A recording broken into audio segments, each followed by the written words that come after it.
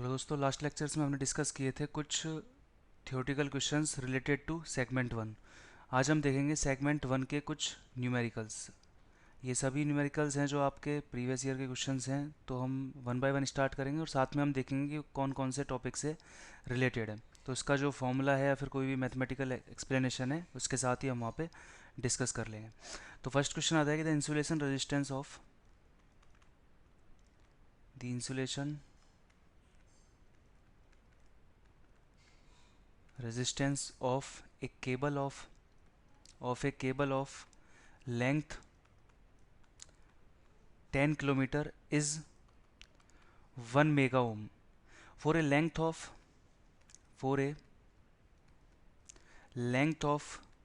100 kilometer of the same cable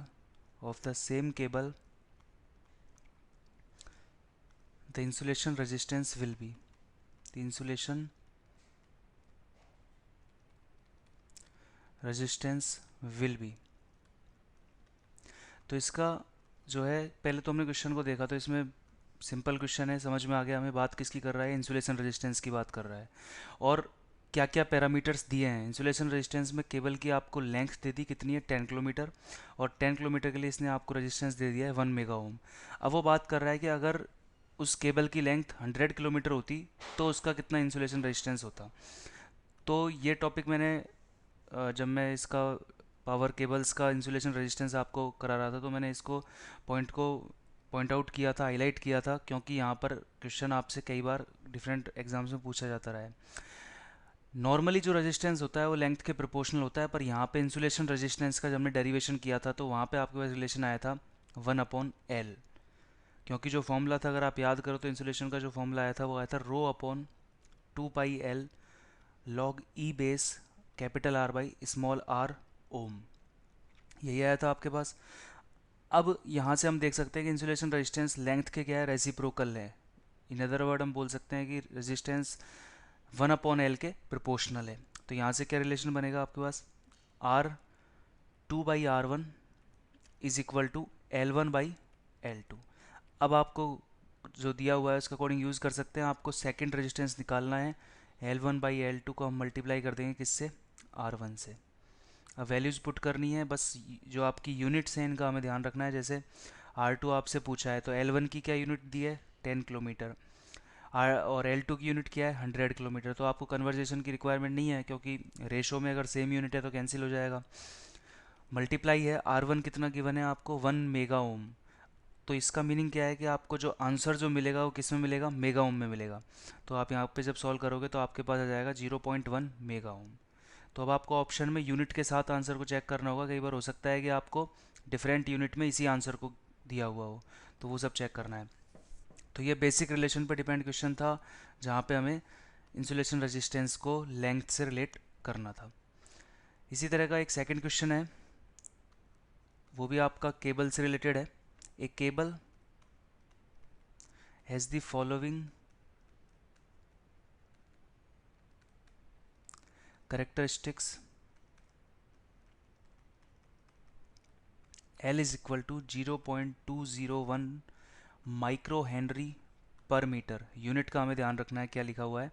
and capacitance value दी है 196.2 pico Faraday पर metre. क्या पूछ रहा है, the velocity of wave propagation through the cable is. ये आपका क्वेश्चन है। अब यहाँ पे अगर हम देखें तो ये टॉपिक आपका सेगमेंट वन में कंप्लीट नहीं हुआ था, बट ये क्वेश्चन रिलेटेड था किससे, केबल से, इसलिए हमने यहाँ पे इसको इंक्लूड किया है। तो केबल की जब हम बात करते हैं तो ये वेलोसिटी ऑफ वेव प्रोपोगेशन को पूछ रहा है। ये बेसिकली जो इलेक्ट्रोमैग्नेटिक थ्योरी है उसके अंदर ये फॉर्मूला लिखवाया जाता है। तो मैं आपको यहाँ पे फॉर्मूला नोट करा रहा हूँ, आप इसको अपने नोट्स में इंक्लूड कर लें। वेलोसिटी ऑफ प्रोपोगेशन का जो फॉर्मूला है वो होता है आपके पास length of transmission line divided by root of L in henry multiply by capacitance in faraday. अब ये फॉर्मूला हो गया। अब समझने का जो यहाँ पे है वो मुद्दा ये है कि जो लेंथ ऑफ ट्रांसमिशन लाइन आपको इस क्वेश्चन में नहीं दी है, बट आपको क्या दिया है, जो यहाँ पे इंडक्टेंस दिया हुआ है वो किस में दिया हुआ है, पर मीटर में दिया हुआ है। कैपेसिटेंस भी कैसे दिया हुआ है, पर मीटर में, यानी कि पर यूनिट लेंथ में आपको जितने भी इसके पैरामीटर्स हैं वो दिए हुए हैं। तो अगर इस फॉर्मूले को हम देखें, इसको हम कन्वर्ट करना चाहें पर यूनिट फॉर्म में, तो क्या होगा, जो आपका लेंथ है वो कहाँ चला जाएगा, 1/रूट ऑफ एल सी डिवाइड हो जाएगा आपका किससे, लेंथ से, क्योंकि लेंथ अगर नीचे जाएगा तो स्क्वायर हो जाएगा।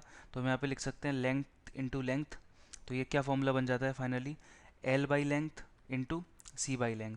तो इसको हम एक और टर्म्स में इस फॉर्मूले को लिख सकते हैं जो आपके इस न्यूमेरिकल में यूज़ होगा।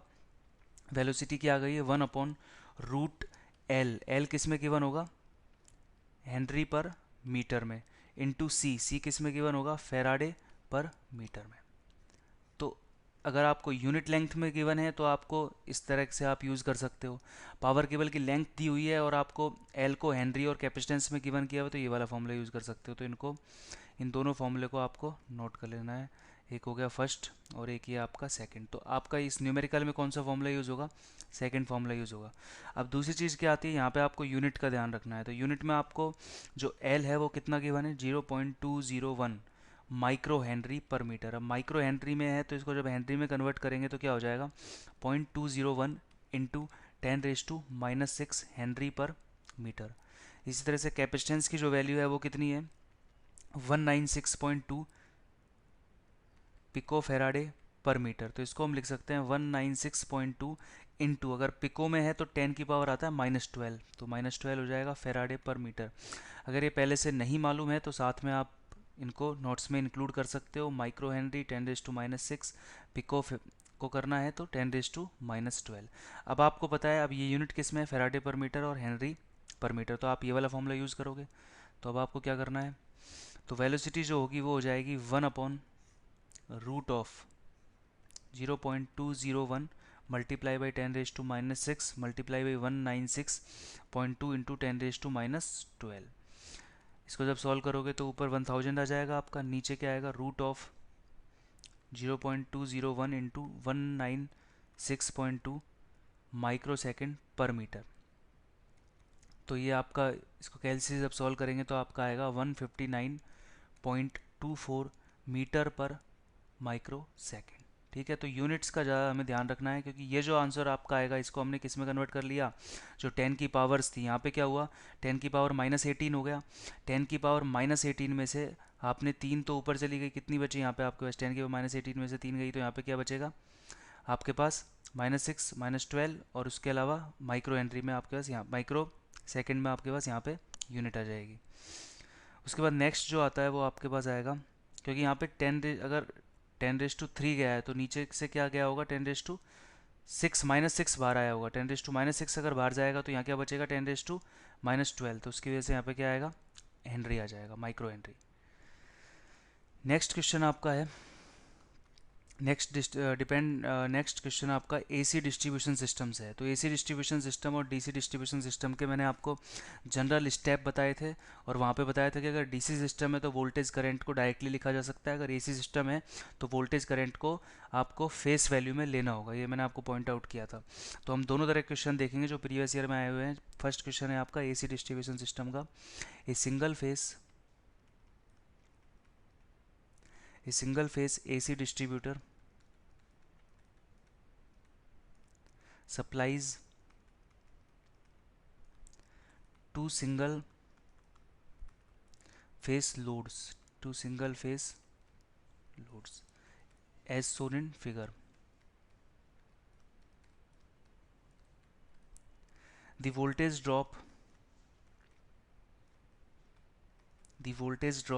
from A to C is, अब इसका सॉल्यूशन हम देखेंगे।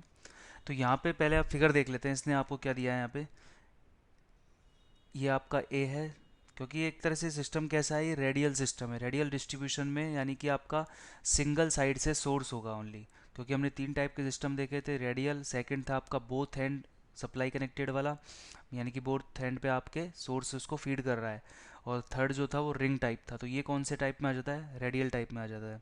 तो ये आप 230 वोल्ट यहाँ से कनेक्ट कर रहे हो। उसके अलावा एक है आपका बी पॉइंट और एक है आपका सी पॉइंट। बी पॉइंट से आपने कनेक्टेड किया है एक लोड, ऐसा फिगर में आपको गिवन था क्वेश्चन के अंदर। दोनों लोड का स्पेसिफिकेशन दिया हुआ था, 30 एम्पियर इसमें करंट जा रहा है, पावर फैक्टर है 0.8 लैगिंग। उसके अलावा 40 एम्पियर और यहाँ पे पावर फैक्टर गिवन था आपका यूनिटी पावर फैक्टर। और इस पोर्शन का आपको रेजिस्टेंस गिवन था 0 प्लस आयोटा 0.35 ओम। और ए बी पोर्शन का जो गिवन था वो था 0 प्लस आयोटा 0.25 ओम। अब आपसे पूछा है कि यहाँ पे the voltage drop from A to C. तो ये सिंपल एक नेटवर्क की प्रॉब्लम बन चुकी है।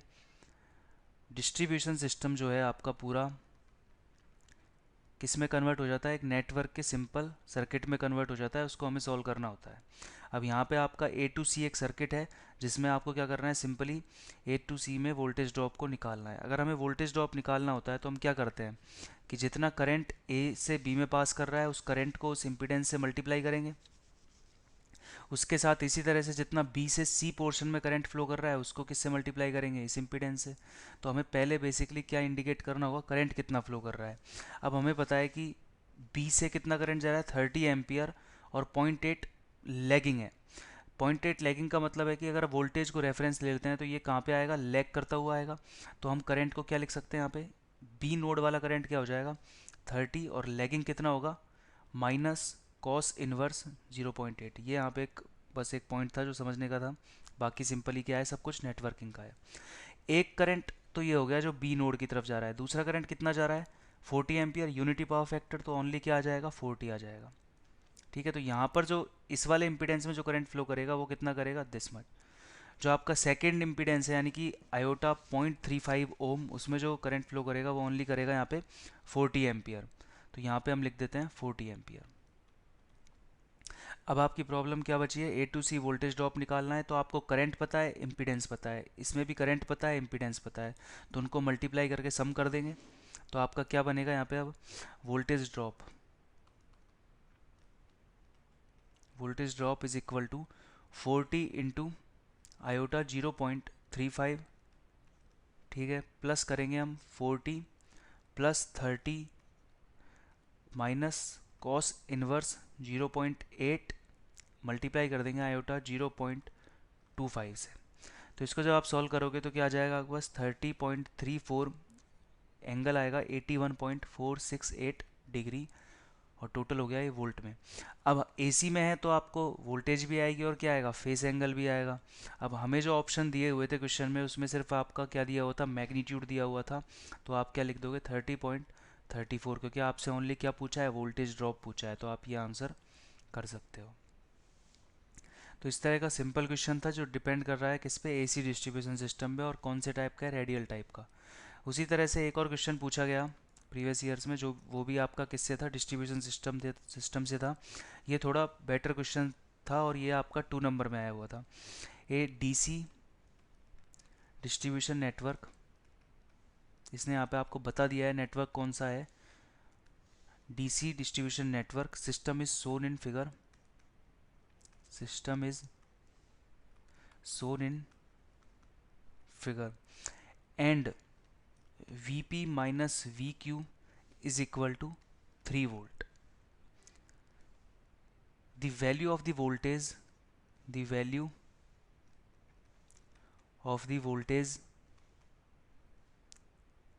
Vp for a minimum voltage of, for a minimum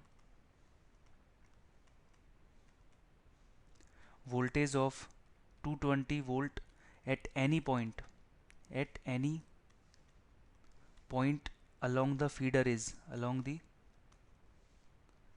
feeder is। Question को समझते हैं पहले। डीसी डिस्ट्रीब्यूशन सिस्टम है, जो जैसा आपको फिगर में दिया है वैसा गिवन होगा। Vp माइनस Vq क्या है आपका 3 वोल्ट है। तो अगर आप फिगर ना भी देखो तो आपको इतना अंदाज़ा लग जाएगा कि Vp माइनस Vq अगर आपको गिवन है तो ये सिस्टम तो कैसा हो गया, जहाँ पे आप दोनों टाइप्स, दोनों एंड से सोर्स से फीड कर रहे हो। तो ये रेडियल तो नहीं हुआ।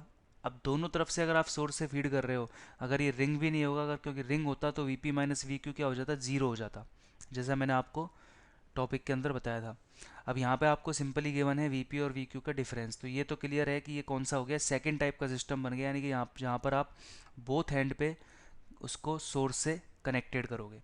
फिर आप अगर सर्किट देखोगे तो आपको सर्किट भी सेम वैसा ही मिलेगा जैसा आपने अज्यूम किया है, जैसा आपको थ्योरी पढ़ के अंदाज़ा जो आपने लगाया है। तो ये आपका था, दोनों तरफ से इसको सोर्स को एंड किया हुआ था। इसको हम फिर से बना लेते हैं एक बार।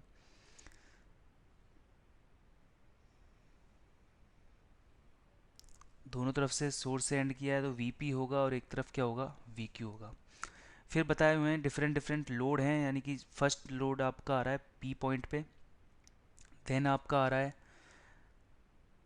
आर पे आ रहा है आर, देन आपका है Q, S Q, not Q, ये एस है, ये था क्यू। ये एज इट इज़ आपको न्यूमेरिकल में गिवन था। लोड के साथ करंट गिवन होगा 20 एम्पियर, 30 एम्पियर एंड 15 एम्पियर। ये आपको सर्किट था जो गिवन था। उसके अलावा क्या क्या ज़रूरी है यहाँ पे, इसका रेजिस्टेंस भी गिवन होना चाहिए, तो रेजिस्टेंस भी गिवन था 0.1 ओम, 0.15 ओम एंड 0.2 ओम। ठीक है, ये सब आपको वहाँ पे गिवन था न्यूमेरिकल में। अब ये क्या पूछ रहा है यहाँ पे, सिंपली आपसे पूछा ये गया है कि इसमें आपको जो मैंने आपको सेकंड पोर्शन में क्या निकालना बताया था, सेकंड टाइप ऑफ डिस्ट्रीब्यूशन में, कि हम कैसे फाइंड आउट करते हैं कि कौन से नोड पे जो आपका लोड कनेक्टेड है उसको सबसे कम वोल्टेज मिलेगी, यानी कि मिनिमम वोल्टेज वाला नोड फाइंड करना बताया था। पर उन क्वेश्चंस में आपको वीपी और वीक्यू क्या थे पता थे, तो आप निकाल लेते थे उसको। ठीक है, यहाँ पे क्या हो रहा है, यहाँ पे आपको जो है क्या गिवन है, वो आपको बता रहा है कि मिनिमम वोल्टेज कितनी होगी, 220 वोल्ट होगी। इसने ये नहीं बताया कौन से नोड पे होगी, बट ये बताया है कि मिनिमम वोल्टेज कितनी होगी, 220 वोल्ट होगी। तो आपको क्या करना है, स्टेप क्या होगी, आपको जैसे वहाँ पे मैंने बताया था कि पहले निकालना है कि मिनिमम नोड वाला पॉइंट कौन सा है।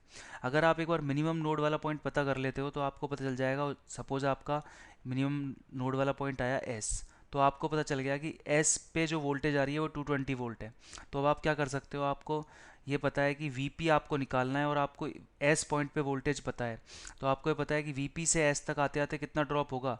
अगर इस पे आपको करंट पता है तो मल्टीप्लाई बाई 0.1, इस पे भी करंट पता है तो मल्टीप्लाई बाई 0.15, तो आपको वो मिल जाएगा। बाकी सब पहले से पता है, करंट हम निकाल ही लेंगे तो आपको वीपी भी मिल जाएगा। तो फर्स्ट स्टेप क्या है कि आपको यहाँ पे मिनिमम नोड वाला पॉइंट निकालना है। अब फर्स्ट स्टेप में भी क्या करना होता है, अगर मिनिमम नोड वाला पॉइंट हमें निकालना है तो पहले हमें क्या निकालना पड़ेगा, करंट निकालना होगा।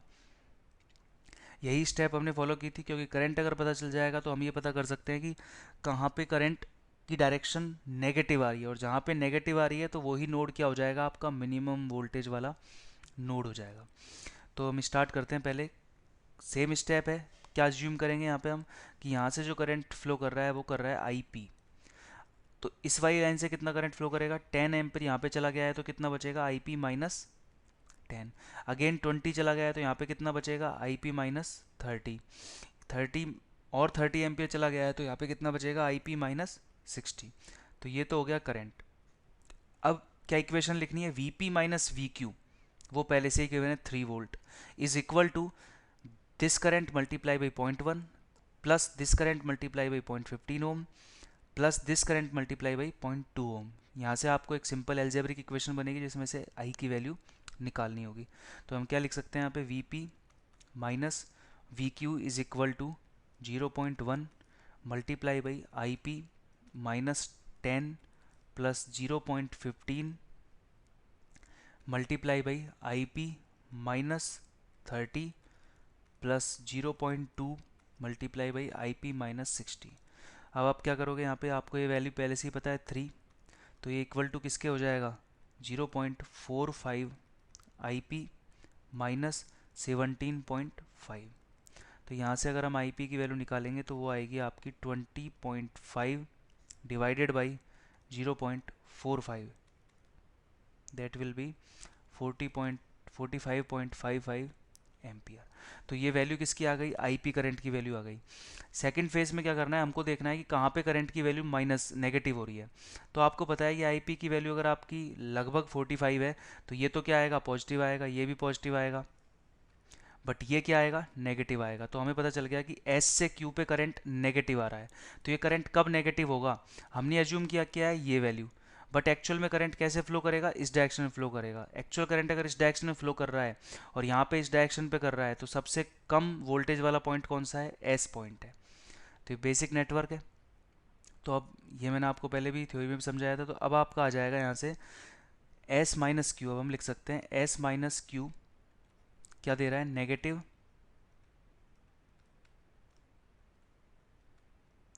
करंट डायरेक्शन को बता रहा है। तो यहाँ से क्या है बोलेंगे, so V S is equal to minimum voltage point, minimum voltage point, ये हो गया आपका 220 वोल्ट। नाउ अब आपको Vp पे वोल्टेज पता है और Vs आपको पता चल चुका है, यानी कि ये जो आपका पॉइंट है यहाँ पे आपको वोल्टेज अब पता चल चुका है। तो आपको पता है कि Vp से Vs पे आ रहे हैं और हमें Vp निकालना है। तो ये क्या नेटवर्क की प्रॉब्लम बन गई कि आपको 220 पता है। तो यहाँ पे सिंपली हम क्या लिखेंगे कि Vp किसके इक्वल होगा, 220 वोल्ट प्लस हमने क्या बनाया है, KVL लगाया है। दूसरे वर्ड में बेसिक एप्टीट्यूड की बात है कि Vp आपको निकालना है, Vs आपको पहले से पता है। तो Vp क्या होगा, Vs पे कितना वोल्टेज आ रहा है प्लस इन दोनों रेजिस्टेंस पे कितना वोल्टेज ड्रॉप हुआ है। अब इसकी वैल्यू हम निकाल लेंगे, इस करंट की वैल्यू, इस करंट की वैल्यू निकाल लेंगे, multiply by 0.1 plus multiply by 0.15, then हम उसको किसके प्लस कर देंगे, 220 वोल्ट के। तो वो किसके इक्वल होगा, Vp के इक्वल होगा। तो आगे हम क्या कर सकते हैं, Vp is equal to 220 plus 0.1 multiply by IP minus 10 plus 0.15 multiply by IP minus 30।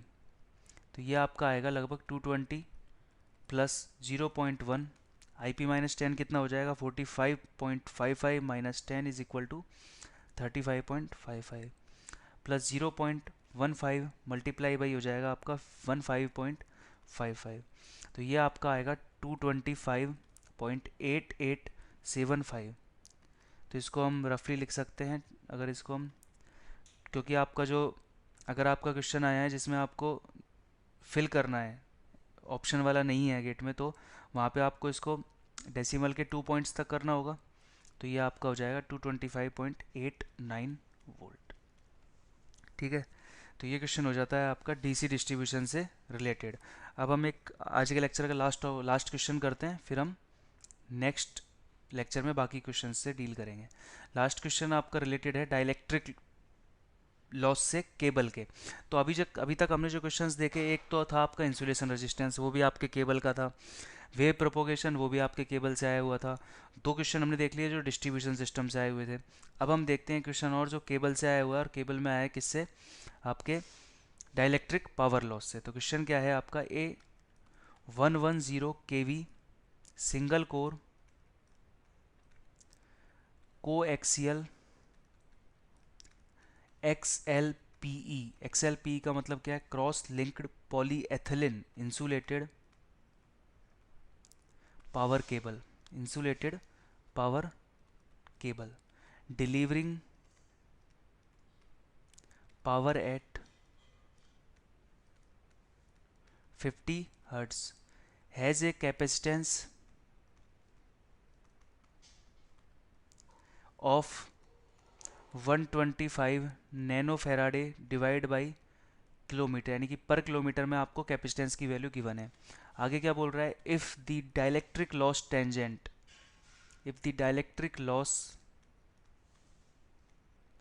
Tangent of XLPE cross linked polyethylene is 2 into 10 raised to minus 4, then dielectric power loss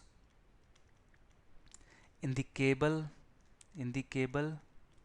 in what पर kilometre, unit का ध्यान रखना है, what पर kilometre is. ठीक है, तो यहाँ पे आपको डाइलेक्ट्रिक पावर लॉस पूछा है, क्या क्या दिया हुआ है इस न्यूमेरिकल में हम देखें तो आपको गिवन क्या क्या है। एक तो आपको फ्रिक्वेंसी दी हुई है, कितनी है, 50 हर्ट्ज है। ठीक है, तो ओमेगा की वैल्यू आप निकाल सकते हो, एफ पता है तो ओमेगा क्या होता है 2 पाई एफ हो जाएगा, फर्स्ट थिंग।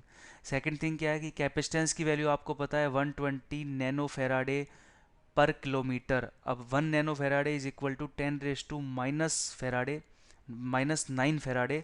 तो इसको हम किस में कन्वर्ट कर लेंगे, फेराडे में, क्योंकि हमें फाइनली आंसर किस में चाहिए, वॉट में चाहिए। तो सारी जो भी आपकी यूनिट्स होती हैं, जो आपकी एम के सिस्टम की यूनिट्स हैं, उसमें हमें कन्वर्ट कर लेना है, तो ये फेराडे में कन्वर्ट कर लेंगे।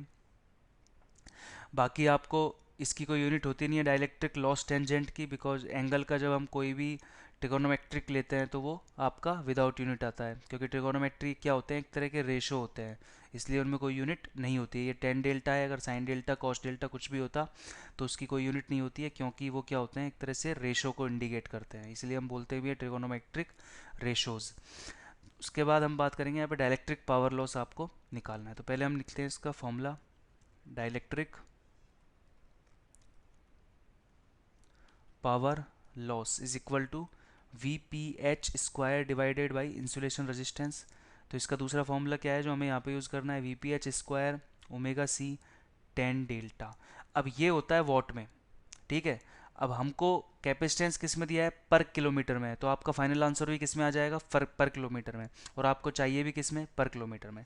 तो इस तरह से आप यूनिट्स को बैलेंस कर सकते हो, आंसर भी पर किलोमीटर में चाहिए, आप कैपेसिटेंस को भी पर किलोमीटर में लोगे तो कोई प्रॉब्लम आएगी नहीं। तो इसको अब हम सब चीज़ों को एक बार इंडिकेट करते हैं। ये आपका फॉर्मूला हो गया।